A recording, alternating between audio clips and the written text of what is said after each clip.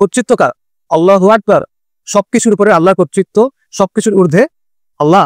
অনুসরণীয় দৃষ্টান্তকে রাসূলুল্লাহ সাল্লাল্লাহু আলাইহি ওয়াসাল্লাম। কেন? কারণ তিনি আল্লাহ প্রেরিত পুরুষ।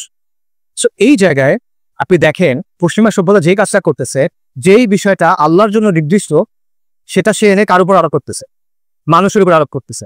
যে জিনিসটা আল্লাহর জন্য নির্দিষ্ট সেটা যখন অন্য কারোর উপর আরোপ করা হয়, এটাকে আমরা ইসলামে কি বলি?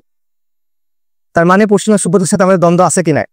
অবশ্যই আছে। এটা আকাইদি দ্বন্দ্ব, আর এটা নতুন কোনো দ্বন্দ্ব না। এটা মানব ইতিহাসের শুরু থেকে চলা দ্বন্দ্ব। এটা হক ও বাতিলের চিরন্তন দ্বন্দ্বের অংশ। এভাবে চিন্তা করেন, একটা বইয়ে একটা মূল ক্যারেক্টার থাকে আর অনেকগুলো পার্শ্ব চরিত্র থাকে। একটা বইয়ে একটা মূল স্টোরি লাইন থাকে আর অনেকগুলো সাবপ্লট থাকে। বনি আদমের যে ইতিহাস, সেখানে মূল ক্যারেক্টার কারা?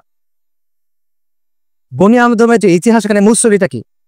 এখানে মূল ক্যারেক্টার হলেন আম্বিয়া কেরাম আলাইহিমুস সালাতু ওয়াস সালাম। বনি আদমের শুরুটা হলো একজন নবীকে দিয়ে, আদম আলাইহিস সালাম। এবং তাদের মিশনটা কি, তাদের স্টোরিটা কি, তারা কেন দুনিয়াতে আসছে? ওয়ালাকাদ বাআসনা ফি কুল্লি উম্মাতিন রাসূলান আন ইবুদুল্লাহ ওয়াসতানিবুত তাগুত।